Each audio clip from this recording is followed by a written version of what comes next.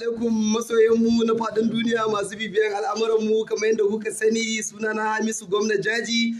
Yau mun dawo fa dan jiya da muka fara dai ba iya daidai zami ba, yau mun zo dai tuwa har zuwa iya inda ya wannan shiri namu mai suna rudin zuciya muna nan muna ci gaba da ɗauka. Yau ita ce rana ta biyu insha Allah, muna ta buƙatan addu'ar ku a ci gaba da mana addu'a.